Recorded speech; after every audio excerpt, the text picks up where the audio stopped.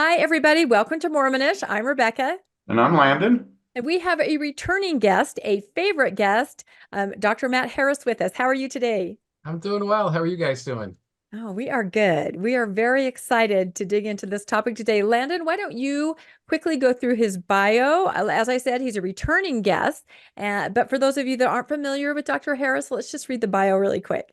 Yeah, and we probably ought to say what we're talking about today is the founding fathers and religion, as President's Day is coming up. And so we wanted to introduce that. That's why I'm dressed so patriotically. That's And true. We are dressed patriotically. Exactly. We are going to dive in after the bio into just sort of what almost appears to be sort of a culture war, as different people try to talk about whether we are a Christian nation here in the United States or are we a secular republic. And there are definitely very strong opinions on both sides as people use this to kind of inform how they envision, the founding of our country, the lives of our founding fathers, and what it means for all of us today. So go ahead with that bio, Landon, yeah, and then because we'll dig right in. we've got the perfect guest to go over this. We do.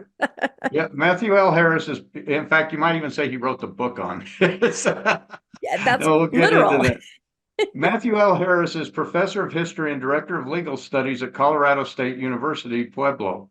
His many books include Watchman on the Tower, Ezra Taft Benson and the Making of the Mormon Rite, the LDS Gospel Topic Series, A Scholarly Engagement, Thunder from the Right, Ezra Taft Benson and Mormonism and Politics, The Mormon Church and Blacks, A Documentary History, Zebulon Pike, Thomas Jefferson, and the Opening of the American West, and the Founding Fathers and the Debate over Religion in Revolutionary America. He received a BA and MA in history from Brigham Young University in philosophy and PhD also in history from the Maxwell School of Citizenship and Public Affairs at Syracuse University. Much of Harris's teachings and scholarship explores the intersectionality of religion and law, race and religion, civil rights, and right-wing extremism, particularly among religious groups. A prize-winning professor, he teaches classes on church and state, civil rights and constitution, and American religions. His classes have been broadcast on C-SPAN, and his research has been covered by a variety of media outlets, including the Religious News Service, C-SPAN, Salt Lake Tribune, Long Reads, and others. In addition, he has appeared on numerous podcasts discussing his research on religious disaffection, right-wing extremism, and religion and civil rights. One of those podcasts includes ours that he's been on before. That's right. Cover things. So welcome back, and we certainly enjoy getting to learn from Dr. Harris. That's right. Well, great. Thank you, Landon, Rebecca. It's nice to be here again and talk about a subject that I've been thinking about for probably most of my adult life. And having grown up in the church and having grown up in a very conservative home, I was taught that this is a Christian nation. The founding fathers were Christian men. And as I grew older and began to study this topic, I recognized that it was far more complex than what I was taught growing up. And maybe in the next several minutes we can talk about this complexity and what I want to do today is to talk about evidence. I'm going to really ground a lot of the discussion today about evidence, how we know what we know, and I want to share some slides with your viewers about the Constitution, about the founders and their particular religious beliefs. So, and I think it's appropriate to do this for President's Day, so that's great. As we begin today, just to highlight a couple things. So I have a book coming out called Second Class Saints, and it's about the church and African Americans and the backstory to the priesthood ban, how it was lifted, and also the legacy, the painful legacy of this ban. So it may interest some folks. And then on the far right, pun intended, I have a book that I did not long ago on Ezra Taft Benson, the influential Mormon and government leader. And then in the middle is a book that I did years ago with a distinguished religion scholar, Thomas Kidd at Baylor University. Tommy is a distinguished scholar of religion, and he and I were in a coffee shop one day at a conference, and we were having breakfast, and we talked about that there wasn't a book that really covered the founding and religion to our liking. And it's been so politicized, this topic. And because it's been so politicized in these culture wars, as you mentioned, Rebecca, Tommy and I decided that we needed to do a book together that we could share with our students. And this is the book that we came up with. And it's a series of documents with interpretive essays from both Tommy and myself that talks about the complexity of the founding. And so this is this book. It's used in college classes across the United States, including my own at Colorado State University Pueblo. My students read this, and we all learn together. All right, so as I begin today, I want to talk about how the founding has been misinterpreted by both conservatives and liberals. And there's a lot of garbage on the internet I found years ago when I put this book together. And this is one of the biggest spurious claims that I found from those who argue it's a Christian nation. And this is from the great founding father, Patrick Henry of Virginia. He allegedly said, quote, "It cannot be emphasized too strongly." I got to move our screen up so I can read this. There we go. "It cannot be emphasized too strongly or too often that this great nation was founded not by religionists, but by Christians, not on religions, but on the gospel of Jesus Christ. For this very reason, peoples of other faiths have been afforded asylum, prosperity, and freedom of worship here." Now that sounds great. And I have seen countless folks who argue for this Christian nation position use this quote. The problem is it's not true. He didn't say this. And we can trace it back to various people in the 20th century. But if you go back further, what you find is there are folks from the 19th century who started to create these quotes that didn't exist. And that really leads to a larger question. Why would people from the 19th century make this stuff up? And the answer is they're clearly trying to shape how Americans and even generations of Americans would view the founding fathers. So from the 19th century, we get a whole bunch of this stuff that gets carried on into the 20th and into the 21st century. And this is just one of many spurious quotes that scholars cannot find the origin, but they can trace it back to the 19th century. Here's one from liberals that claim just the exact opposite, that this isn't a Christian nation. And this is one that they use that is, I should say, it's partially true with a nuance. So this is attributed to John Adams.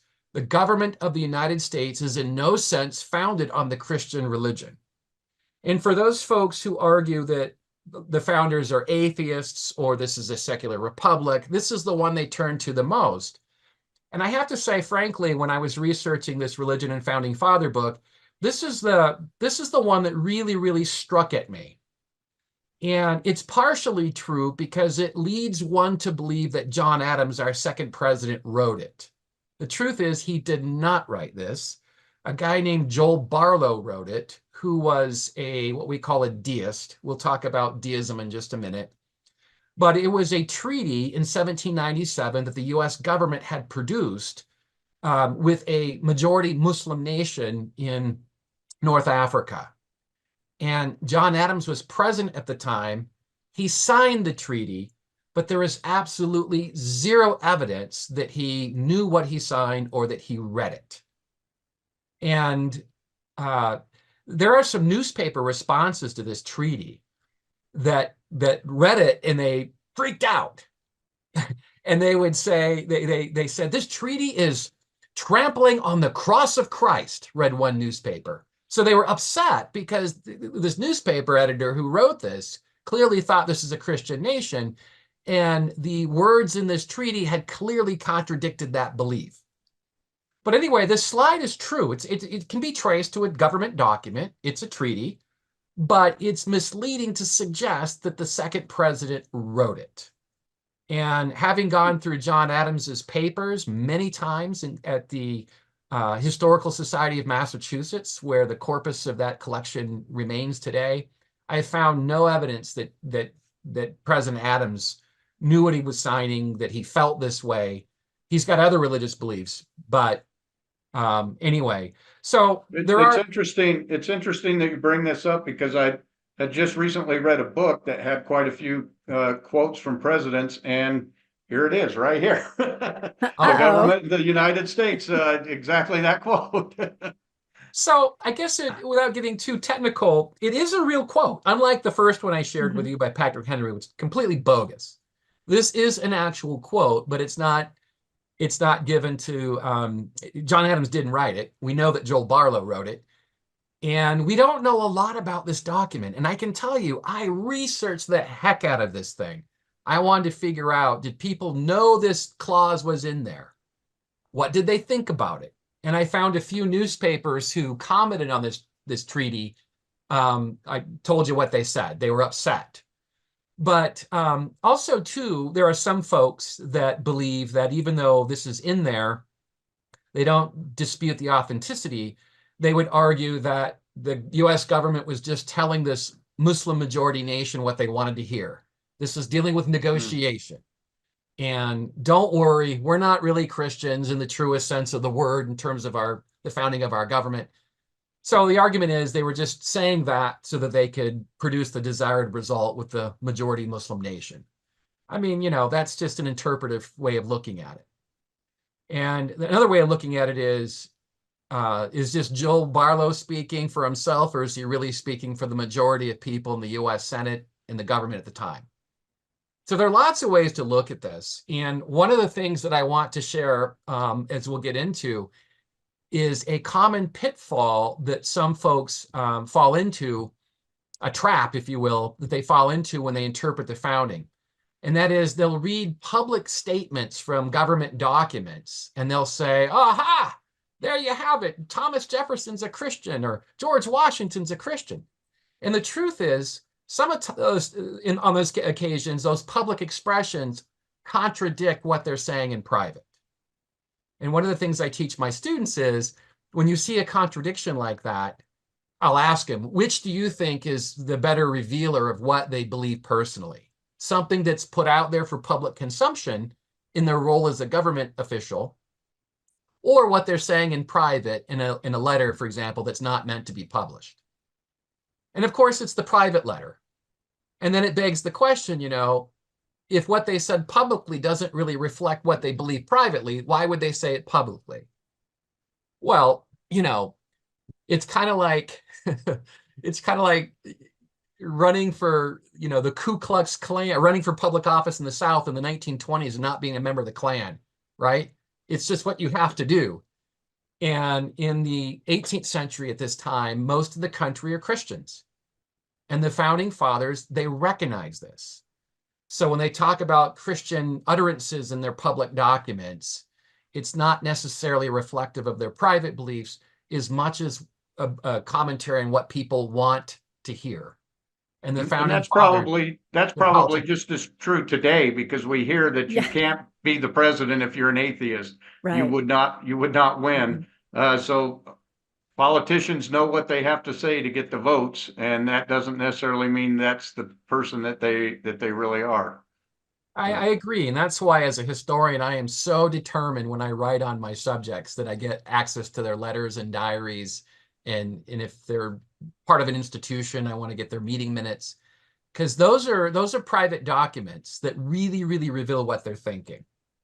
And the public stuff is important too, but it's the private stuff that really lets you know what's on their minds. So anyway, these are just two representative examples of how conservatives and progressives will look at the founding and, in fact, in many cases, misread it. But the truth is, it's really complex. And as we talked about at the beginning of the hour, Landon and Rebecca, that both sides sort of find what they want to find in the founding. They can cherry pick the documents. And when I have my students write on this topic, I ask them, they write a paper, was this founded as a Christian nation? I purposely leave it vague. What does that mean even? Does that mean that the U.S. government should privilege one religion? Does that mean meaning that there should be public policy issues that would favor Christians over Muslims or Hindus or non-believers? Or does the Christian nation thesis mean that simply there are more Christians in this country than other religious faiths? I mean, what does it mean? And in my book, you can really find evidence for both of those positions.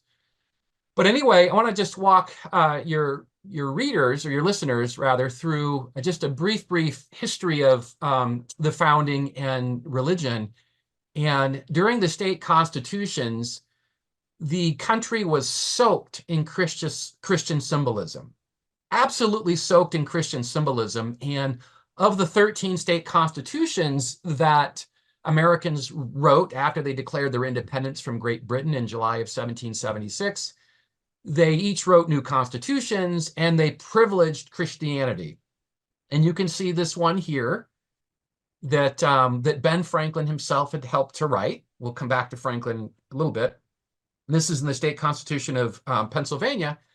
It says that I do believe in one God, the creator and governor of the universe, the rewarder of the good and the punisher of the wicked, and I do acknowledge the scriptures of the Old and New Testament to be given by inspiration. You could not hold office in Philadelphia at the state level in 1776 unless you pledged fidelity to the Christian God. So this is an oath of office that everybody would have to take. And section 10 is where that's articulated. Another famous expression from this era comes from 1786, when the country was putting together a national seal. This is a seal I think most of us are familiar with today. If we ever turn our dollar bill over, we can see something that's really probably strange to most of our eyes. It's a Masonic view. Some of the founding fathers were Masons, and some of the Mormon leaders were Masons, which is quite interesting. And what's really fascinating about this national seal is the phraseology and the symbolism. So you've got annuit coptis, God has favored our undertakings. And you've got novus ordo seclorum, which is a Latin phrase that means new world order or new order for the ages. And you've got this pyramid, which is interesting. It's sort of the top third of the pyramid is separated from the rest. And the pyramid would represent wholeness or completeness. And the fact that it's separated here at the very top means that this pyramid, or this democracy, is a work in progress. It is evolving. It is not yet complete. And you can see the Roman numerals here that represent 1776. So I always ask my students, what do you think the I means over this discombobulated pyramid or democracy? And of course, it's not hard to determine that God, the all-seeing eye, is overlooking the progress of this democracy. And so, and then, of course, this democracy, the founding fathers, they believed it was a new world order. And democracy is something that's really, really unique for this day, where you can cede power to people. It's so different than the 18th century, where in a monarchy, particularly in Europe, power flows from the top down. And now, of course, in a democracy, power flows from the bottom up. And it would be just absolutely foreign to any kind of monarchy to be told that they answer to the people, because that's not what King George III believed. That's not what King Louis XVI believed. They believed in what's called the divine right of kings. So anyway, this is a new democratic experiment. The all-seeing eye, God's overseeing it. It's a new world order, or a new order for the ages. So this is the seal in 1786 that they come up with at the Second Continental Congress. And I've just given you a couple of examples of some of the religious symbolism that some folks, especially those who argue that the founders were atheists or whatever, I mean, that's just clearly not supported by evidence. This is clearly a generation that is soaked in Christianity. And it's not just Christianity in general. It's a particular kind of Christianity. It's really, really critical. It's Protestant Christianity. It's not Mormon Christianity. And of course, Mormons don't exist yet. But the ethos will remain the same in the 19th century. This country favors Protestants. not Jehovah's Witnesses, not Seventh-day Adventists, not Mormons, but Protestants, certainly not Catholics. Other than Maryland, possibly, right? Maryland would be the sole exception, right? And yeah, founded by Catholics in the early 17th century. And then there's another colony, Pennsylvania, that forms this experiment. They privilege Christianity, but they argue that it's okay if you're a Mennonite, it's okay if you're a Quaker. And so they have a much broader conception of what their religious toleration looks like. Well, so this is the 1770s under the Second Continental Congress, where they come up with, it morphs into the Confederation Congress, as it's called. And religious symbolism is everywhere. And that's in the 1770s, early 1780s. Well, by the time of the US Constitution in 1787, the Constitution that we know today was written in the summer of 1787, starts in May, and it's concluded their proceedings in September, 4 months later. So we have Constitution Day in September. And what happens is that you see this metamorphosis that a lot of Americans are not comfortable with. And that is, they read the Constitution for the first time and they see really only two things in the Constitution that really just unnerves them. And the first one is Article 6, Clause 3, which essentially says that you don't have to hold or profess a religious test to hold office. Now, people in Pennsylvania, we just talked about a slide where you had to profess your fidelity to Jesus Christ and the Bible. They're upset when they read that there's no religious oath. And so I'm thinking of one critic, he wrote in a newspaper, he said that means that papists and Mahatmans and deists could be elected to public office. Oh my. Oh my, right. I know. I mean, the past is a foreign country to most of us. I mean, today we laugh at this sort of thing, but a papist, what's a papist? Well, obviously it's a follower of the Pope, right? Well, Catholics Biden was the second, and it's a big deal that a Catholic become president. Very dicey. And when Joe Lieberman ran in 2000 as Al Gore's vice president, he was Jewish and people were woo, right? Mitt Romney in 2008 and 2012. Oh my word. The evangelicals in particular, they went bonkers because he's a Mormon. And John Kennedy in 1960, right? Al Smith in 1928, another Catholic. So this country has a long history of anti-Catholic sentiment. So papists, Mahatmans, obviously followers of Muhammad, the Prophet Muhammad, the great Muslim leader, and then a deist that we'll talk about in just a second. So they thought that the floodgates would be open for anybody who wasn't a Protestant Christian to hold public office. And the second thing that the Constitution says is part of the Bill of Rights that emerges 3 years later. So the Constitution was, just to give a timeline here, it was written in the summer of 1787. It was ratified in July of 1788 by the 9th state, and the 13th state will support it in the spring of 1789. And then 2 years later in 1791, we'll get our first 10 amendments. So the Constitution's flawed from the get-go, right? We're changing it almost immediately. And most folks in this country are aware of the Bill of Rights, even if they don't know exactly what the Bill of Rights means or what's there. But the First Amendment is part of the Bill of Rights that gives us our most cherished freedoms of assembly, of speech, of religion. And what's really interesting about the First Amendment is that of the first sentence of the First Amendment, it deals with religion. It's a restriction on what the federal government can do. When they say Congress, they're not talking about our state legislatures, they're talking about the federal government. That Congress at the federal level shall make no law respecting an establishment of religion or prohibiting the free exercise thereof. And we've been arguing about what it means to establish a religion ever since. And later on in this little presentation, I'll talk about what liberals and conservatives, how they approach that establishment clause differently. But the second part is the free exercise clause that most religious folks don't like to talk about. We just like to talk about the establishment clause. But the second part is the free exercise clause simply means that you don't have to believe anything in this country. That's the beauty of this country. You don't have to have any faith or belief. And that's really an interesting comment, because most of the country at this time are Protestant Christians. And so anyway, the founding fathers are nodding their hat towards the First Amendment and religious belief. Okay, so what does all this mean? Well, the US Constitution is a godless constitution, according to these two political scientists at Cornell University. They wrote this book that sent the evangelical or evangelical Christian brothers and sisters into the stratosphere when it was published back in the 90s.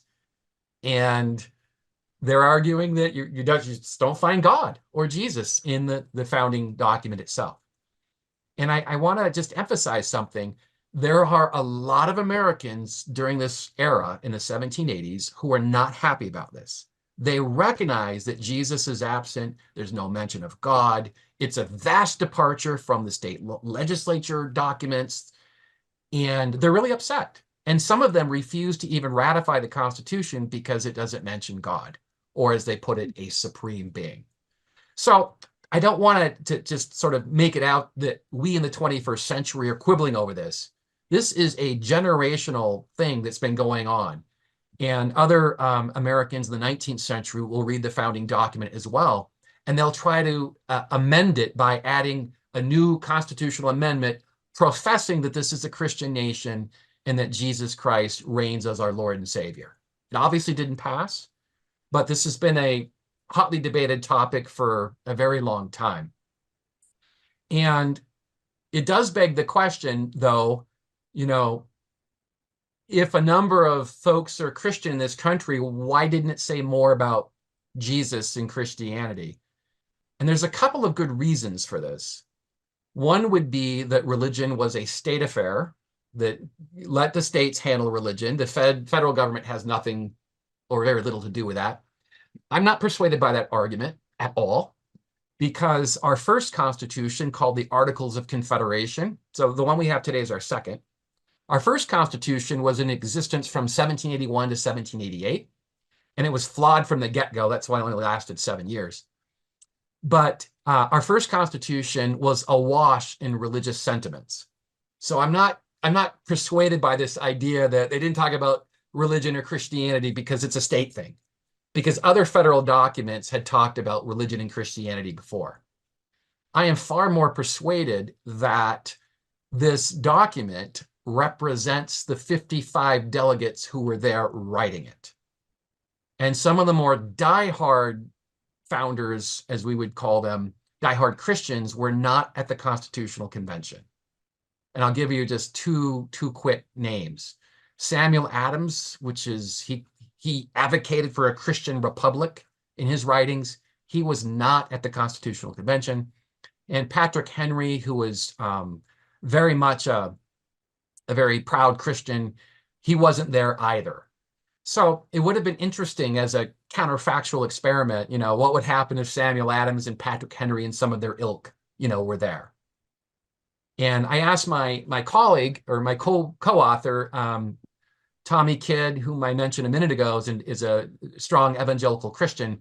I said, by today's evangelical standards, where you have a witness of Christ and at some particular moment that you're saved, how many of the founding fathers at the convention could fall into that rubric? And he said, probably just one. And he mentioned Roger Sherman of Connecticut. So anyway, not to say Roger Sherman's the only Christian at the Constitutional Convention, just simply that he was the only one that would really classify today as an evangelical. So a lot of the deists were there sharing their sentiments, and some of them just didn't really see the need for religion. Just tell two quick stories. Somebody approached James Madison at the Constitutional Convention, and they asked him, why didn't you? He said, why don't we pray? And they used to pray at the Continental Congress. They used to have a minister come in every day and they would pray. And they asked him, why don't you pray when you're writing the Constitution? And Madison said something. He said, we couldn't afford a minister. That's complete nonsense. A lot of these guys have money. Complete nonsense. Somebody asked Alexander Hamilton after the convention why they didn't pray. And he said, quote, we forgot. It's probably more accurate. Well, it's not in the sense that Benjamin Franklin, we maybe this is a segue to our next slide, but Benjamin Franklin in late June of 1787, they'd been debating for 6 weeks at this point, and they ran into a very particular issue that really, really confounded the delegates. And Franklin, of all people, called for a prayer. And Madison's notes, James Madison kept notes. You can see them to my left here. A guy named Max Farrand had compiled these notes, the first 3 volumes. Farrand was a professor, worked for the Library of Congress for a while, and he searched wide and far to find any kind of letter or document that dealt with the Constitutional Convention, and also Madison's notes and a couple of other note takers who were there at the convention who took notes. But Madison's are the best of the records. And so he published them in 3 volumes in 1911. And then with the bicentennial of the Constitution, so the 200-year anniversary, a Library of Congress scholar named James Hudson updated the first 3 volumes with new stuff they had found since then. So this is what you see on this 4th volume. And if you look in Madison's notes, these first 3 volumes, on June 18th, 1787, Franklin calls for a prayer. And Madison, he blows it off. They don't even give Franklin the time of day. And clearly, this is not something that the men who are there are concerned about. Anyway, I want to make a point that I think is important here, and that is we hear all the time that the founding fathers wrote the Constitution and it's patterned after the 10 Commandments, and that's complete nonsense. And I'm trained in history, so evidence is important. And I remember I took some AP US history teachers to Philadelphia several years ago, and we visited one of the revolutionary sites that Franklin and George Washington had been to. And the docent that day was a very strong Christian woman, and she told my teachers, she said that the Constitution was patterned after the 10 Commandments. And and I try not to say anything. I didn't want to embarrass her. But afterwards, when the teachers left, I stayed behind and I said, where do you get that from? She said, oh, it's just true. I said, wait a minute. You saying it doesn't make it true. What evidence do you have? And of course, she didn't have any evidence. And I told her, without not being, adversarial or antagonistic by any stretch, that's not what I want to do. But I said that's interesting because if you go to Madison's notes here, or you go to the 20 plus volumes here to the right that have been published on the ratification of the Constitution, which also reveals the founding fathers' views about religion, you don't find the 10 Commandments anywhere. They're not quoting the Bible. So I'm trying to tell this person, please don't say this to the people who come here because it's just simply not supported by evidence. It may be something you believe in your heart. Maybe your minister shared this with you. That's fine. But you presenting it as fact is much different than you presenting it as belief. And the truth is, if you want to know what the founding fathers think about religion and the Constitution in particular, these are the 2 sets of documents you have to go to. And any scholar who writes on the U.S. Constitution today, on the convention, I should say, these are the 2 staples. Anyone who writes on this topic will go to these 2 sources. I have to say I own all of this. My wife wasn't very happy when I bought them. They're not cheap. But I don't know about these on the right. I don't think these are online anywhere. In fact, I'm pretty sure they're not because it's an expensive undertaking. This was like a 45-year project to do this. But you can get these notes here, I think, at the Library of Congress online for free. So people can go search James Madison's notes and see what they're talking about. It's worth doing. It's kind of fun. Can I ask you a question, Matt? Absolutely. When you said that it was written mainly by deists, or a lot of the people at the Constitutional Convention were deists, yet the country as a whole seemed to be fairly Protestant Christian, what do you make of why so many deists were sent as representatives of these Protestant communities? Well, good question. So when you are, so it's the states that will send their delegates. And the men who were sent to Philadelphia in May of 1787, they were the who's who of American politicians of the day. And so the United States had just defeated the largest military empire in the world. And even though George Washington is not a constitutional guy, this is not saying he's stupid, because he's not, but he's not reading constitutional theory like James Madison is, or John Adams, or Thomas Jefferson. I mean, these guys are the quintessential nerds. I mean, they're immersing themselves in ancient republics and ancient constitutions. I mean, Washington would be yawning at all this stuff. He's not interested in any of that stuff. And even though Jefferson and Adams were not at the Constitutional Convention, they certainly weighed in on what ought to be said and talked about. But anyway, so they chose Washington because he led the country to victory against the greatest empire of the 18th century. So his leadership was paramount. He had to be there. And they elected him the president of the convention. And James Madison, his neighbor, little guy, he's like 5'4" tall, contrast sharply with Washington, who is about 6 foot, 220 pounds. I mean, 215 pounds. So Washington at 6 foot, 215 is a massive man for that day and age, when the average height and weight was much, smaller. So Madison went because he too was famous in politics in Virginia. And so he represented Virginia. And that's how it went down the line. The oldest delegate was Benjamin Franklin from Philadelphia. And Franklin was one of the few people at the convention who had an international reputation. He was one of those guys that would go to Europe and he would hobnob with all the literati, David Hume and Jean-Jacques Rousseau and these famous philosophers and economists in Europe. And so it was important that, and because of his scientific accomplishments, that's why he was known, it was important that Dr. Franklin go, even though he wasn't really going to be weighing in the minutia about the separation of powers or whatever it is. So there were people that needed to go because of their leadership, their experience. And there are people, I want to just say something I think is really important to know, that we place these guys as sort of on pedestals, Mount Rushmores. The truth is that some of these guys were really, really intelligent. Their intellects were broad and far-reaching. But the truth is also that there's a whole bunch of mediocrities here. There's a dude from Delaware named Jacob Broome. You ever heard of him? No, because he's not worth hearing from, right? He's one of the younger founding fathers, and he contributed virtually nothing to the proceedings. There are dandies and fops and snuff addicts who go, people with tempers. I mean, they're just common people, right? We've deified the founders in so many ways. Well, we noticed one of the things was that the deists seem to be doing most of the work.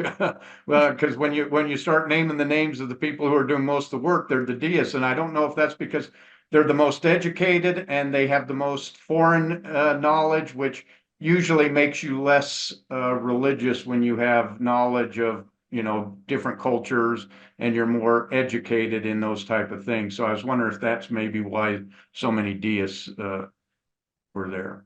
Yeah. The deists are, I think it's fair to say most of them are educated. They're reading European philosophers. And for your viewers who may not know what deism is, it's a philosophical belief during what we call the Enlightenment. This is after the medieval ages. The Enlightenment runs from, depending on who you are, maybe 1450 AD to 1800. It's called the Great Age of Reason, where there's a proliferation of experimentation in science, physics, and other disciplines. And a lot of the founding fathers are deists. And the deism is just simply that God created the universe by natural law or laws, and that he wound it up as a big clock.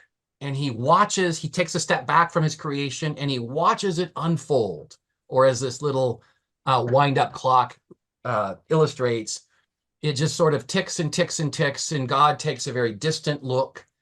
And God is not a personal God to these deists. He doesn't care who wins the Super Bowl tomorrow.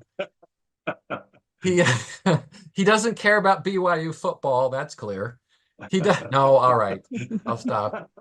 But anyway, he doesn't care who you marry. He doesn't care what you had for dinner last night. He's a very distant and impersonal God. And there's only one person that really self-identifies as a deist. This is really interesting. It's Ben Franklin. He writes in his autobiography, he talks about he's reading deist literature. I love this stuff. This is great. He calls himself, quote, a thoroughgoing deist. And Washington and Jefferson do not say that, because deism is a dirty word, but they certainly embrace deist principles, as I'll just go through those guys in just a sec. But anyway, deism is not a popular term, and so you don't really see a lot of them, professing their belief in deism, because the country is Protestant Christian. But I think it's really important that when some people say that this is the founding fathers were atheists or non-believers, I think they're sort of drifting over into deism, but that's clearly not the case. They are not atheists. They do believe in a God, but he's just a different kind of God. And this is a God that gave people, reason and intuition to solve their own problems. And I'm reminded of a time that I went to the first public hospital in the United States. It's in Philadelphia. It's a museum today, but Ben Franklin founded it. And what's really interesting is that it was a hospital for what they call lunatics. Today, that's a terrible term, but today deals with people with mental health issues. And what was interesting is, I remember taking my kids to this hospital, and you could see there were shackles on the wall, and there was just a mat. And so some of the patients would be shackled, and they would just sit there on the mat. What a horrible existence. They couldn't walk. They couldn't really go anywhere without being unshackled. And the idea was, I asked my kids, I said, why do you think they're shackled? And they didn't quite know. Well, the idea is that some of the hospital personnel could go by and look through the bars and sort of look at the behavior of the person who was a lunatic or somebody with these mental health issues. And through human unaided reason, they could maybe come to a solution about what was ailing them. I know that sounds crazy and cruel and inhumane to us today, but that's what somebody of the Enlightenment thought, that God had given you these reasoning powers to understand somebody's behavior. So I think it's really important that some of the people who push back on this deism argument, they'll say, oh, Washington and Franklin, they never self-identified as deists or whatever. And that's just simply not the case. Franklin did, as I mentioned, but Washington and Jefferson exhibited just about every belief in deism, and they're reading deist people. And that's really important, because we have a strong idea. We know what they're reading. They left behind, plenty of documents and letters. And does that help, Landon? Yeah, absolutely. Yeah. That was kind of Age of Reason was the thing I was going after. Right. Of course, we know Thomas Paine was I guess we don't count him as a founding father, but he was a very much a deist, if not an atheist. Right. Yes. Yeah, I think so too. And that's another whole issue, right? Who do we count as founding fathers? Yeah, exactly. Yeah, do we count, is it just the guys who wrote the Constitution or signed the Declaration? Or are they the guys who worked in state politics? Are they the guys that worked at the Confederation Congress and before that the Continental Congress? We have to always define our terms. Mm-hmm. So, all right, let's talk about just the founding fathers and their beliefs for a moment. And I think and I'm going to share some personal experiences. This is obviously Thomas Jefferson on the left here, our third president. And if you guys ever been to Monticello before? Love it. Landon. Yeah, beautiful place. Oh my gosh. Rebecca, if you haven't been, go. I haven't been, and I took an entire semester, a humanities course on that, and I still have never visited. Isn't that terrible? But I learned an awful lot about it. Nice. Well, I would say, I've always said this to people, you get layers at Monticello, meaning you don't even have to like history to enjoy this building because you can fall in love with the architecture, you can fall in love with the botanical gardens, you can fall in love with the paintings if you like art history. There's so much in it. The Depending inventions, on, he had all these little inventions of things he would use that were so unique. he's a man of the Enlightenment. Yeah, yeah. You can understand the world, the natural world around you through human unaided reasoning. You didn't need the Catholic Church or you didn't need your minister to interpret the other world for you. You could actually reason your way through it. Which leads me to my next question, or thought that an experience I had years ago going to Monticello. I've taken high school teachers here for years, and you walk into his beautiful home, and you go into the parlor where there are paintings everywhere. And I knew that Jefferson had said this quote. He said, the three greatest people who ever lived. So he named in his private writings the three greatest people who ever lived. And they're right here. This is in his parlor. Francis Bacon, the great Enlightenment thinker, Sir Isaac Newton, the great Enlightenment thinker, basic Newtonian physics, and then John Locke, the great English philosopher. And what I've told teachers over the years is, I would say, what do you, or what I asked him was, what do you think's missing here? Yeah, Three greatest Jesus. people who ever lived. Jesus Christ. That is extraordinary, right? If you are the evangelical Christian that some of our Christian brothers and sisters like to claim that Jefferson is, that would be absolutely blasphemy to think that Jesus of Nazareth would not be there. Now, I don't want to mislead anybody. There is religious iconography there. There are pictures of God and Jesus and angels. I mean, Jefferson is a man of the world. He's very cosmopolitan. And he was aware of his own predilections. When you walk in where my arrow's at, you walk in the front gate here, the parlor. This is where people would come and visit, and the house servants would say, okay, wait here, I'll get Mr. Jefferson. Now, most people probably today, we don't do that anymore. We call first, can I come over? But in those days, they're on horse and buggy, right? And of course, as an 18th century gentleman with means, he was expected that he might feed his long-suffering travel guest or maybe even offer them lodgings. But when you walk in the hall here, you could see maps from Lewis and Clark. You could see furs. You could see Native Americans. You could see pictures of grizzly bears from the Northwest. They don't have grizzly bears in Virginia. So these were all, conversational pieces because Jefferson always liked to remind people of how cosmopolitan he was in his thinking. And anyway, but these three guys right here, Jesus is missing. And I can't imagine that any, committed Christian would claim that there are three great people who are above and beyond Jesus. So anyway, that's really, I think, striking. So Jefferson, is a man of the Enlightenment, decided in his later years when he retired, so he's no longer the president, he decides that he wants to dabble in the Bible. And he edited it, didn't he? He not only edits it, he cuts it in half. I'm on board with that. He cuts it in half. He cuts out all of the Old Testament. He doesn't like that God. That God's angry all the time. He does mean things to people. And Mormons, nothing we don't do today. We pretty much just ignore it. Oh, exactly. We cut it out, but we ignore it. We do cut it out. Yeah, that's right. just to draw a contrast, Latter-day Saints are not fundamentalists with the Bible. That is to say that the Mormon canon, revelation is always evolving, and that's the whole purpose, right, of Mormon prophets. They can receive revelation and they can change things. That's the beauty, I guess, of having an open canon. But if you're an evangelical, this is a closed canon. You don't mess with the Bible. You don't cut it up like this. Or if you're Joseph Smith, a critic of Joseph Smith, you don't make a revised version, right? So this is anathema to most evangelical Christians.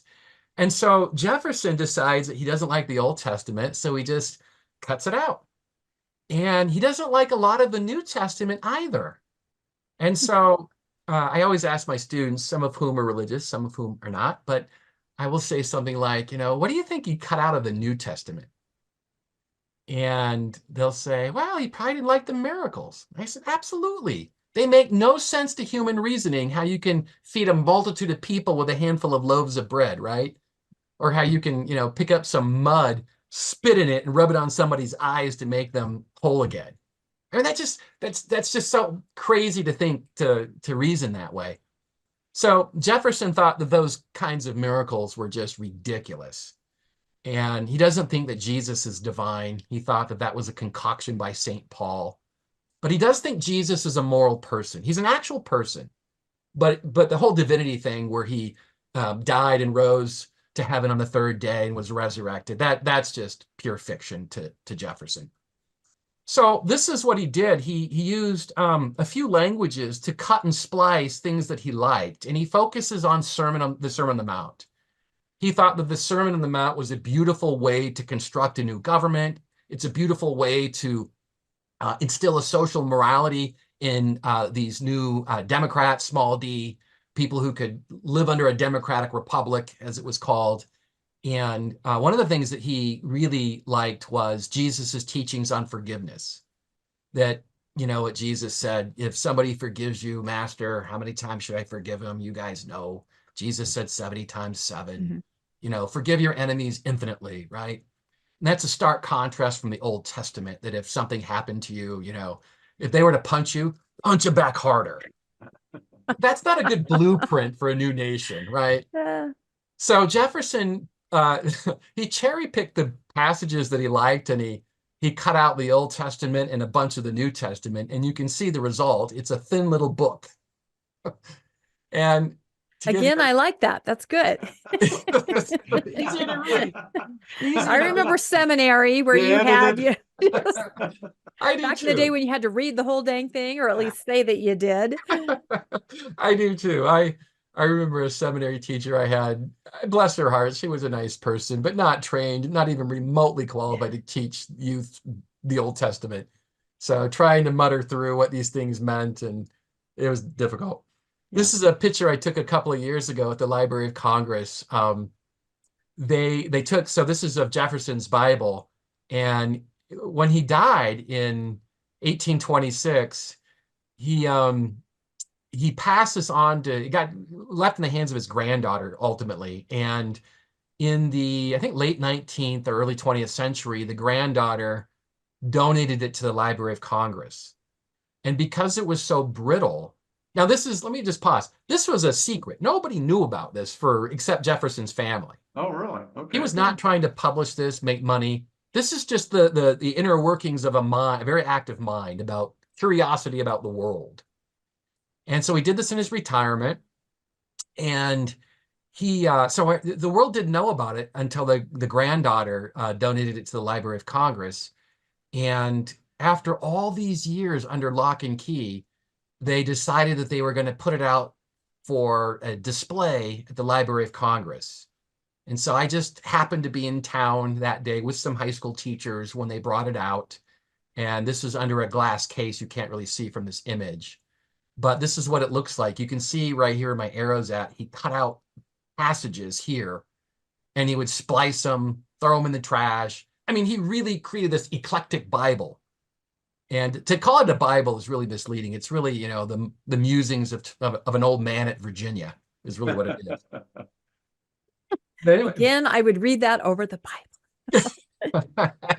Reader's Digest version. I wonder if somebody ought to do this with the Book of Mormon. Just kind of go through and cut out what you don't like, and I like that idea too. What would it look like, right? So, by the way, anyone can buy a copy of this today. I have 2 copies at my office at the university, 2 different versions of it, but it's not esoteric. Is it called the Jeffersonian Bible? Is that what it's called? What's? It's called The Life and Morals of Jesus of Nazareth. Oh, okay. I think, Landon, one of the copies or editions I have, it might say Jefferson Bible, but this is really the official title. Okay. Yeah. Again, this is not meant for public consumption. This is just what he did in private. And the official title for those that are just listening is The Life and Morals of Jesus of Nazareth. Yes. To me, that's kind of a mixed message, because here he is celebrating the morals and life of Jesus of Nazareth. I can't even say it, Nazareth. Yet, if he were a true Christian, he probably would not dare ever tamper with the sacred holy book of God, right? The Bible. So it's kind of No, interesting. you're right. I think that's one of the, the criticisms of the prophet Joseph Smith, that people Exactly. would say, you tampered with the Bible. How Hmm. dare you? Hmm. You're not a prophet, because a prophet would Right. never do that. Right. And the canon is closed, they would say, which I always Yes. find comical, because the Bible is a series of books compiled over many decades.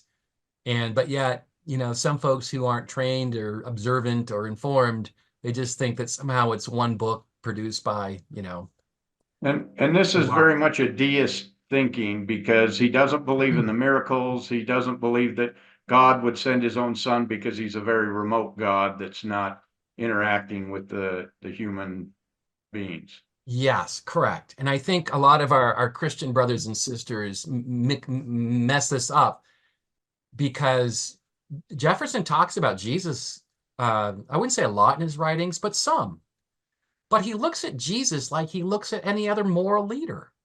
I mean, he feels very conversant quoting Jesus to a friend, and then the next sentence he's quoting Socrates. Hmm. He thinks they're moral people. But the linchpin is, he thinks this whole divine stuff is nonsense. And he wrote his nephew a letter. And recall what I said earlier, if you really want to know what they believe, look at what they say in private. And his letter, or his nephew, a guy named Peter Carr, was having some issues with Christianity. He wanted to know what his old uncle thought. And Jefferson was never one to hold back. And he wrote Peter Carr, and he said, the atonement of Jesus Christ is hocus pocus. It's superstition. So he doesn't believe in any of this stuff. But yet, so many of our Christian brothers and sisters, they'll read something that he says about Jesus, and they'll say, aha, he's a Christian, without recognizing that he views Jesus as a moral man, but not as the Son of God who died for our sins. That's a huge, huge difference. It is. All right, so a couple thoughts as we'll move on to the next one here, but this is probably the most important articulation, at least publicly, of Jefferson's thinking. And that is when he wrote the Declaration of Independence in June of 1776, just a month before they debated it. He borrowed heavily from this English philosopher, John Locke, who is not a contemporary of Jefferson. Locke was a prominent Enlightenment philosopher in the late 17th century in England, but he was one of the most popular philosophers of the day. And a lot of the founding fathers were extremely conversant with all of his writings. And if you study political theory or political philosophy or history today, you'll run up against John Locke. Psychologists also study him. But for our purposes today, Jefferson in the Declaration, so this is the document to the right here, Jefferson in the very first paragraph, he calls it the law of nature and nature's God. That is very deistic in its thinking, that there is the laws of nature that God had created. And once he created them, just like the watch metaphor, he stands back and watches his creation. And as I've shared with some of my evangelical and Christian friends and Mormon friends before, this is not how a Christian talks about God, right? It's the Savior of the world. It's Jesus of Nazareth. It's not nature's God. And so, and to argue that it is nature's God would be clearly remiss. And I had a friend years ago who was ready for this argument, right? He said, aha, nature's God. Okay, I heard you. But what do you make of the last paragraph where it talks about providence? Like he got me or something. And I said, well, that's interesting. Providence is used by both Christians and deists. The problem is that the last paragraph of the Declaration was not written by Jefferson. It was written by one of the more Christian people on the committee. And so there are different drafts of the Declaration. If you look at the first draft that Jefferson himself created, and you look at the other draft, the final draft that was accepted by the Second Continental Congress, they're worlds apart. In fact, so much so, Jefferson was angry that they had tampered with his, as he put it, his hallowed prose. He didn't like all the edits. But the last paragraph where it talks about providence is not his doing. That's just not Jefferson. So I always like to say that the Declaration, in some small way, it's a little bifurcated in its views on religion, because the first part represents Jefferson's views on the law of nature, nature's God, and the last paragraph represents somebody else on the committee. All right, I'll speed this up a little bit, but Franklin is one of those interesting enigmas with religion. He talks about God a lot, mentioned that when he was a younger man, he identified as a deist, and makes his money in the printing business, selling slave ads, which is interesting because he lives in Quaker, Pennsylvania, and he wasn't a Quaker, but he identified with some of their beliefs that all men have this inner light, including slaves. And if you believe that, then one ought to free one's slaves. So Franklin freed his slaves early on, and he made a lot of money in the newspaper business by selling slave ads. So even though he didn't like slavery personally, he made money by selling ads. Just like our newspapers need ads today to survive and thrive, it's the ads that made him his money. And so as a younger man, after he made his money in the newspaper business, he became a scientist that afforded him the time to experiment in these Enlightenment, pursuits. And before he died in 1790, so he died just 2 years after the Constitution was ratified. So he wasn't around to see its fruition. And somebody asked him, he said, Dr. Franklin, we've been, you're the most famous man in this country, and we want to know, do you believe in Jesus? And the person who asked him was a Calvinist minister. So it wasn't just any old random person, it was a minister. And they figured that he was about to die, and if he truly was a Christian, he would go on record, sort of a deathbed confession maybe. But I can only imagine the Calvinist minister came away profoundly disappointed, because what you see in this slide is what Franklin says. And I won't read it all, but let me read the last few sentences. But he says that the first part he talks about, he believes in Jesus and his morals. So that's kind of Jeffersonian. But then he says that he has some doubts as to Jesus's divinity. He's not sure if he's divine.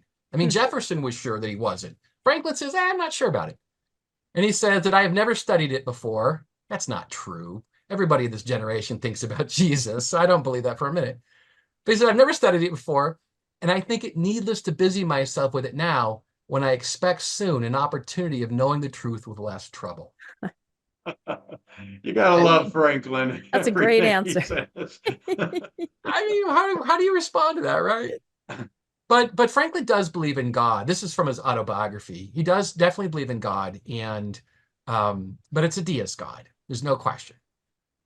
This is a couple of things about Franklin. He wrote an autobiography. It's one of the greatest pieces of American literature, I think, this country's ever produced. It's the quintessential rags to riches story.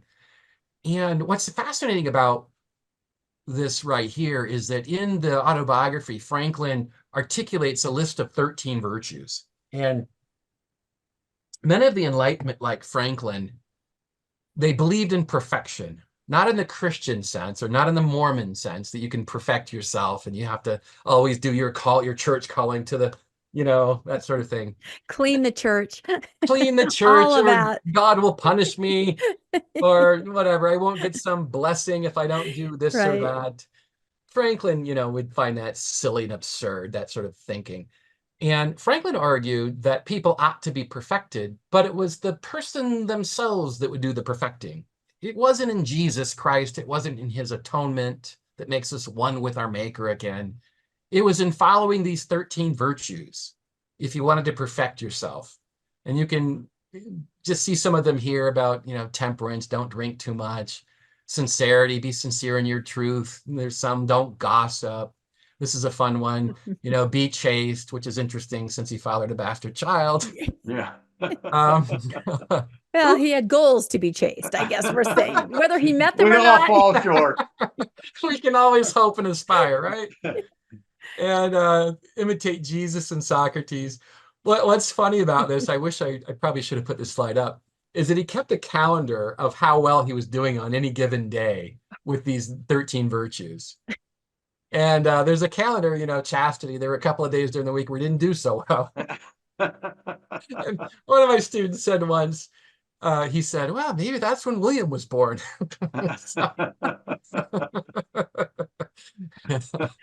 But the idea would be that, man is the measure of all things. Man can perfect himself.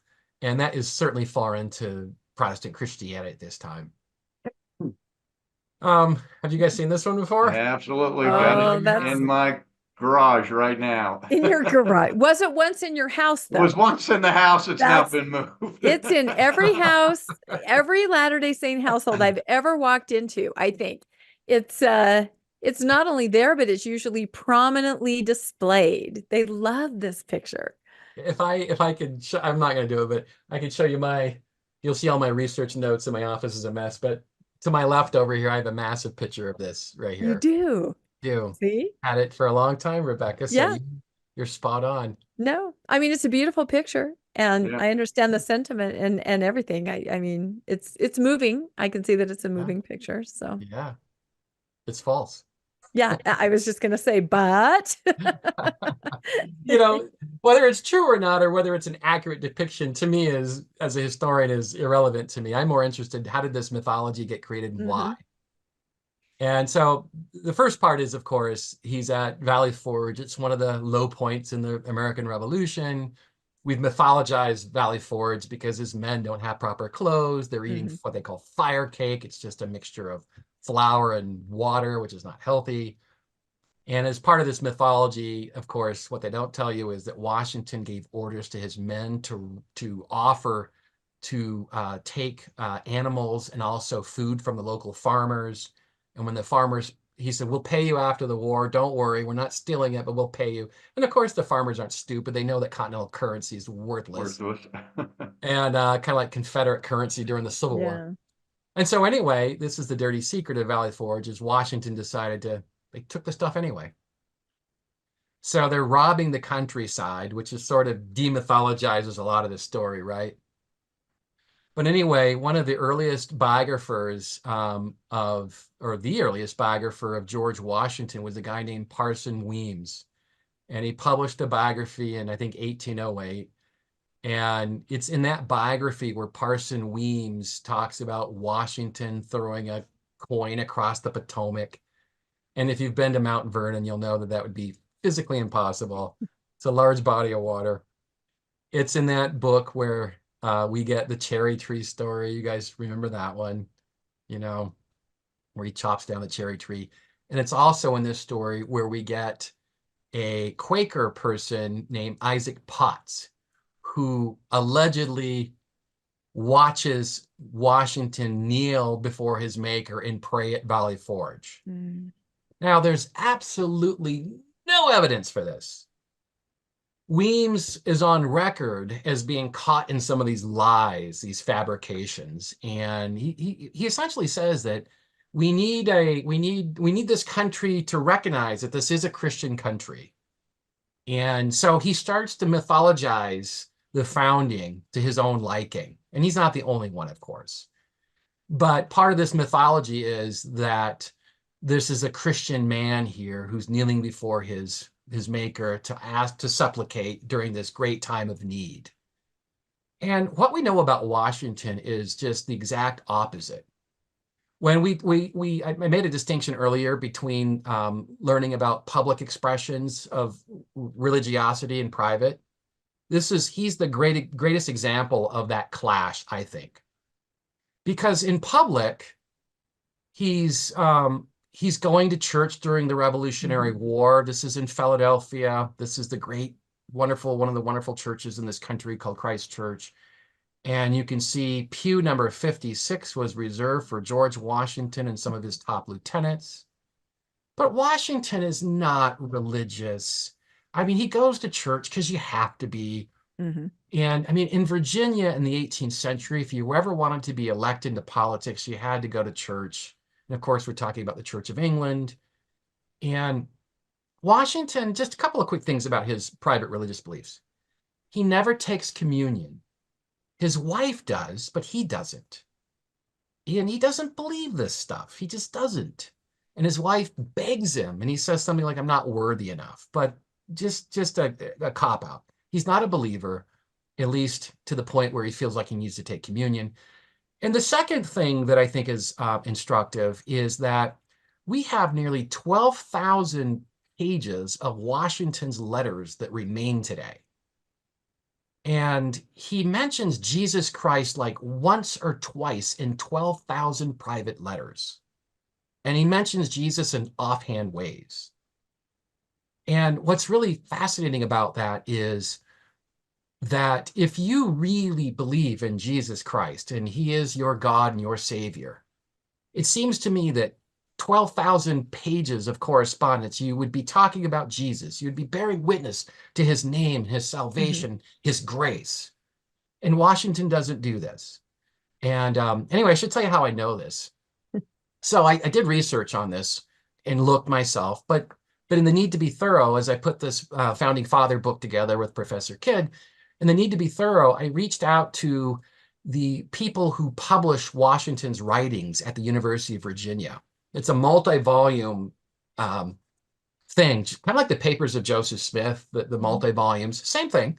And in fact, the good people in Salt Lake who did the Papers of Joseph Smith, they worked with some of the Founding Fathers editors because they wanted to do it right. And I'm happy to say that I think the Joseph Smith Papers project is magnificent. But anyway, so I reached out to the George Washington people, and I said, I've got this suspicion from my research that Washington doesn't mention Jesus much, if at all. Can you confirm that? And they did. They did. You were absolutely right. And I think they're the ones that told me, like, in 2 letters out of 12,000, they mentioned Jesus. And I found one of the letters. They shared another one with me. But it wasn't anything really instructive. It was just sort of Jesus in passing. So I think that's really important, that Washington is not necessarily a private believer like we would want him to be today. But that doesn't mean that he was averse to religion, because a lot of these guys recognize that religion has a public role to play. And even though if they have their own private doubts, I think that's important. The last story I share with Washington is when he died in 1790. Let's see, he died in 1798, I believe. And he would have died in his 3rd term as president had he served a 3rd term. Those days, we didn't have term limits like we have today. And so Washington served 2 terms and decided that he didn't want to be president anymore. And so he bowed out in 1796. Turns out he dies a few years later. But Washington had thin skin. A lot of people, the opposing party, criticized him, and he just didn't like the criticisms. But anyway, it's a good thing he did retire, because he would have died into his 3rd term. Well, the same thing happened to Washington that happened to Franklin. Some of the local ministers, they wanted to know. I mean, this is a guy that's not really talking about religion publicly. And they went to him on what would essentially be his deathbed. And they said, what do you believe? And he basically said, it's just my business, not yours. And I'm thinking, wait a minute. If you really are a believer, you have this burning belief that Jesus died for your sins, this is the time to fess up, to share. And the fact that he didn't, I think, speaks volumes about his private belief. Wow, that's incredible. I was going to add one thing about Valley Forge, about the mythology.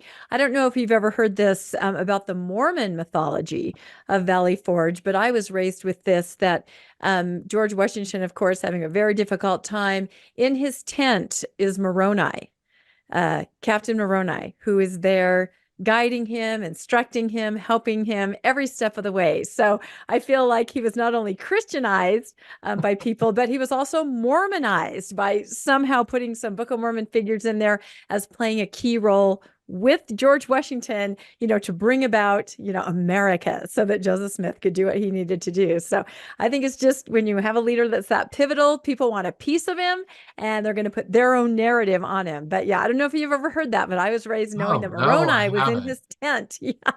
I've never seen a picture. Maybe I'll have to paint one or commission one. I can hang that up. Let me guess, it was a seminary teacher. Yeah, well, it was my mom, and I think I did hear it in seminary also. So, but I love these deathbed stories because I feel like Yeah. you can't really tell what someone believes, but you can look at, like you said, church attendance. You can look at, do they participate in ordinances? You can look at their writings, and then you can look at what their friends know and their more closest or intimate associates know about their belief, and that's really how you kind of get to it. So it's interesting that other things are cherry picked when those four things I just mentioned seem to really prove, even on a deathbed, he's going to go, eh. I think, Mormonism, the Church of Jesus Christ of Latter-day Saints is interesting. There's not a lot of new stuff in the early 20th century. That's hard for a lot of Latter-day Saints to hear. Meaning, let me clarify what I mean by that. When Joseph Smith prophesies that if a war is going to begin, I prophesy it'll break out in South Carolina. Right. I mean, there's nothing unique about that. Yeah. That's being posted all over the newspapers. The South Carolinians are just going bonkers by the 1820s about states' rights. So Yeah. there's nothing there. That word of wisdom is not unique. There's a Yeah. health code temperance movement coursing throughout America in the 19th century.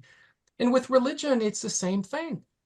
There are a lot of Christian groups who are imposing their beliefs on the founding, and including that the founding fathers were prophets, they were inspired, they wrote a constitution akin to the revelations of God. So they're sort of mythologizing the founders. And this mythology, it continues well into the 20th century. It's shocking for people to hear that we don't put "in God we trust" on our currency until the 1950s. We don't add "one nation under God" into the Pledge of Allegiance until the 1950s. And these are all layers and layers that are decades after the founders. But I always tell my students, if you want to know what the founders think, we've got to just ignore those layers and go back to the founding documents and see what they said. And so that's why you get these Mormon stories about Moroni appearing at Valley Forge and all of that stuff, because it's part of that mythology that has accrued over time. And maybe now, as a Latter-day Saint, Latter-day Saints may believe that. That's fine. Belief is great. But you play by the rules of evidence, right? And with those faith claims, you can't really deal with those kinds of things. But when you're talking about other truth claims, like the Constitution was founded on the Ten Commandments, I mean, we can verify that, right? We can look at the things they were talking about and thinking about. And anyway, as we move along, just want to share this slide here. This is one of the only Catholic sign of the Declaration of Independence. And you can see this is very, very Christian in his view. He's not a household name, and therefore he didn't, to your point, Landon, he wasn't one of the famous founding fathers that we think of today. He didn't have the influence of a James Madison or a Washington or a Jefferson. But there's a diversity of belief, and this is just simply one element. All right, let me just show a few more slides, and then we can wrap this up. So, talked about a minute ago the First Amendment, where it says that Congress cannot make a law that, with respect to the establishment of religion, or prohibit the free exercise thereof. And let me show a slide. I'm going to come back to this one. Today in the 21st century, we have this idea that there's a separation of church and state. I think we've all heard of that. And the expression, a lot of conservatives will argue that that's not in the First Amendment. And of course, they're right. It's not. And the person that really concocted this was Thomas Jefferson. I shouldn't say he didn't concoct it. Other people did before him. Roger Williams, the great Puritan, and then even stretching back to Europe, they talked about a wall of separation. But Jefferson plays on this language. And there was a group of people who wrote Jefferson a letter. They were in Connecticut, and they're Baptists, as you can see here. They're called Danbury Baptists, Danbury, Connecticut.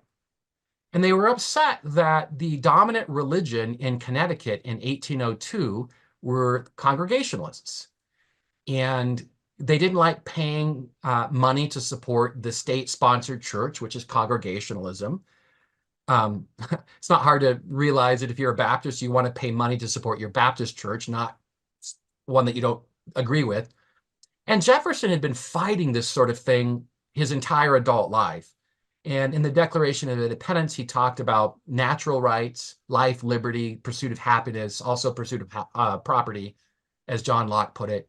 But also part of Jefferson that gets overlost in life, liberty, happiness was also freedom of conscience. To not have a coercive government authority telling you what to believe. That's a natural right too that God gave you. And so these Danbury Baptists, they wrote him when he was the president, and they basically said, help!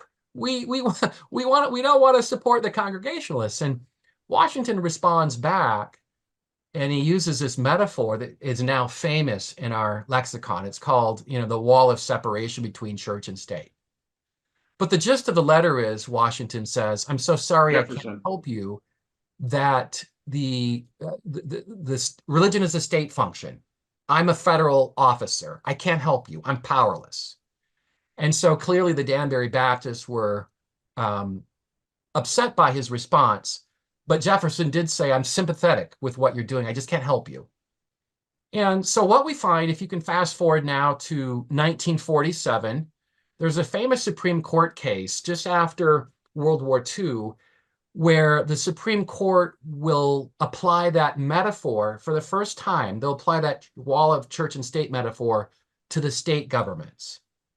And I don't want to get into the legalese and all this like I would in my classes maybe, but it deals with a New Jersey statute where a number of parents are being reimbursed for driving their children to parochial schools.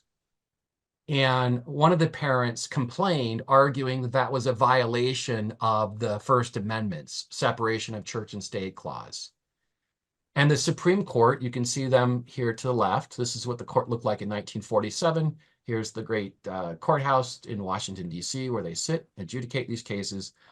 They argued that it didn't violate the law, so the parents could continue to get reimbursed with public funds, even though they were taking their kids to parochial schools, private schools. And the reason why some of the justices thought that it was permissible was because the aid didn't directly benefit the Catholic Church, it benefited simply the parents. But the point is that even though the person who brought the lawsuit lost, it really clarified for the first time in American legal history that there was a separation of church and state.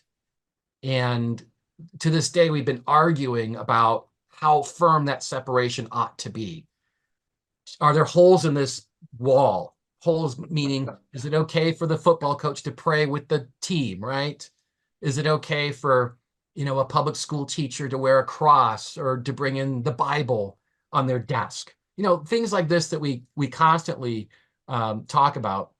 But so that's how the separation of church and state began. And to this day, there are really two understandings of the Establishment Clause, and this is very general. But loosely said, the conservative interpretation would be the government cannot support a state-supported religion. It just simply means that the First Amendment says that the federal government cannot say that, Christianity or Islam will be our state religion. That's what a lot of conservatives will argue.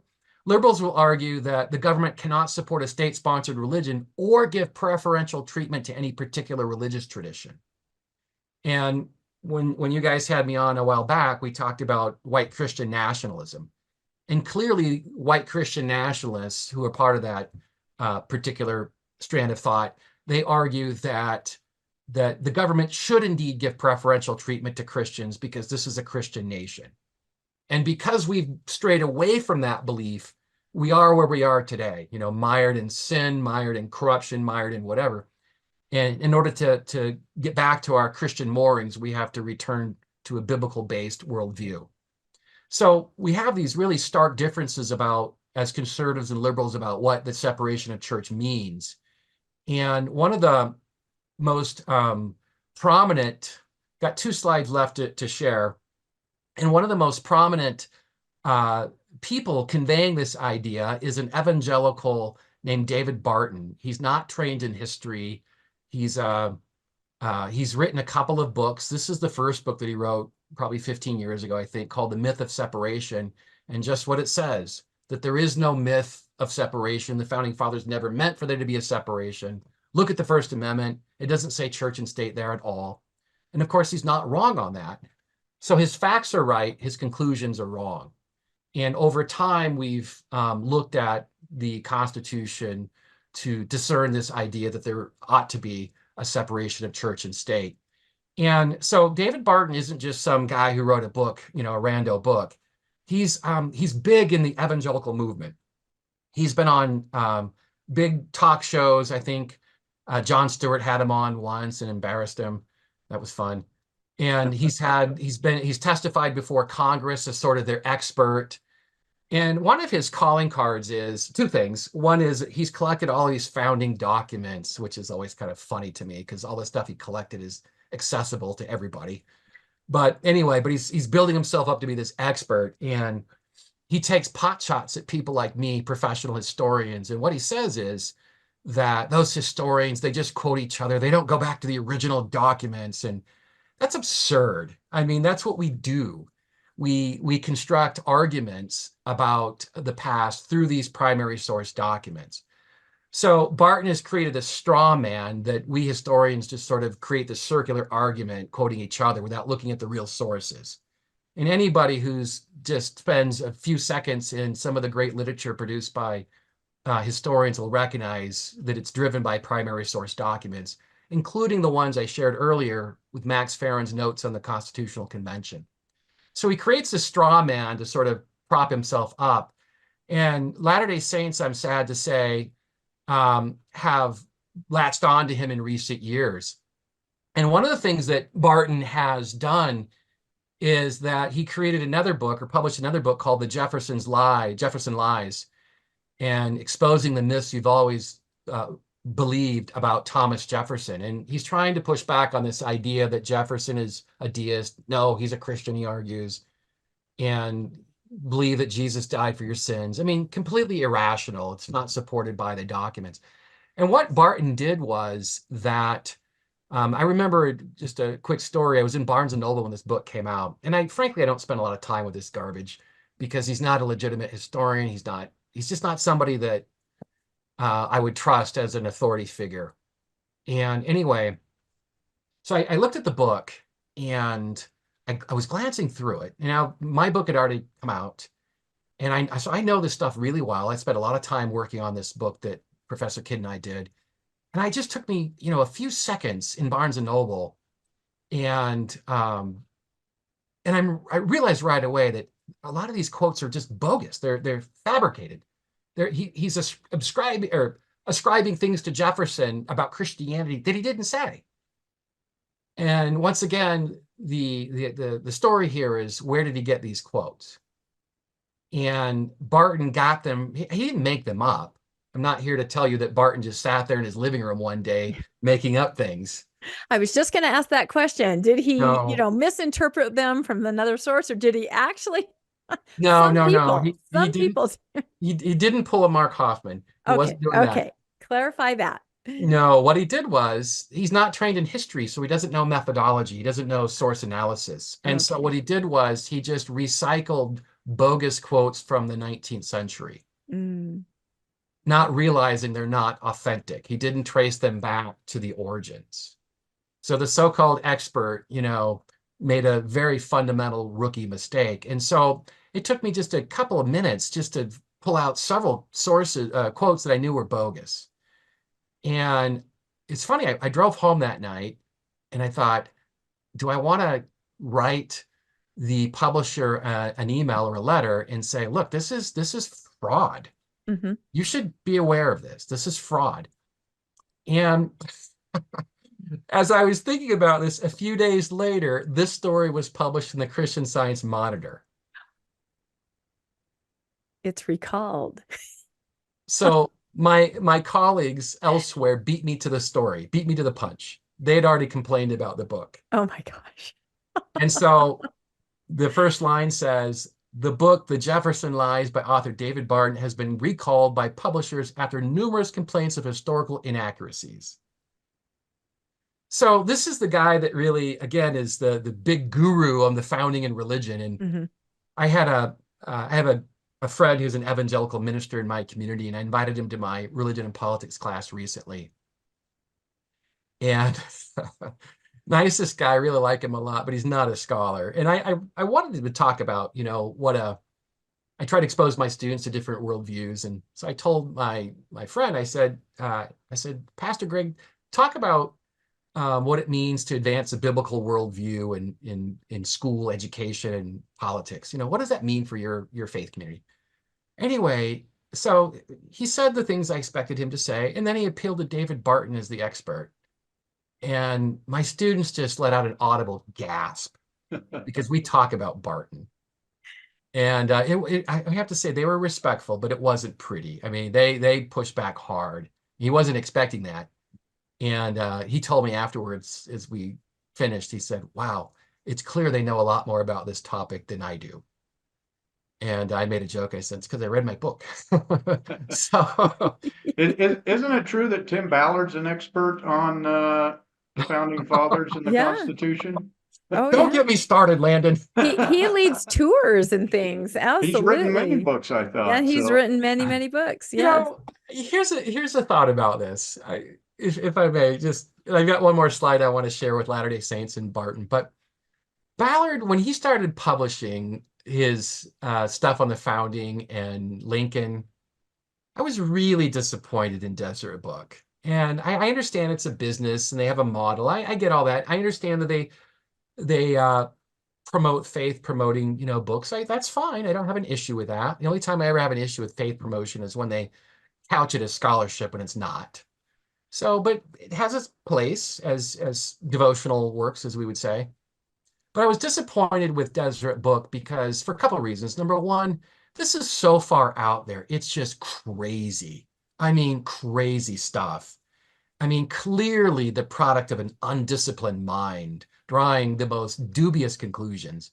And then secondly, it's not helpful to the Latter-day Saint community, right? Because people start to believe this nonsense. Mm-hmm. And I remember his Lincoln book came out when it came out. And, the gist of it is that Lincoln, was influenced by the Book of Mormon, right? And my friend, who's a leading Lincoln scholar, his name is Matthew Pinsker, and teaches at a big school back east, one of the nation's leading Lincoln scholars. And I wrote him an email, and I said, Matt, there's this great Lincoln book that you really need to look at. And it'll change everything about your scholarship. Oh, you were set him wrong. up. And I sent him the link to Tim Ballard's book. And he wrote back, what the hell are these Mormons doing? I know. So it was kind of a little chuckle moment, but it's one thing to do to promote something as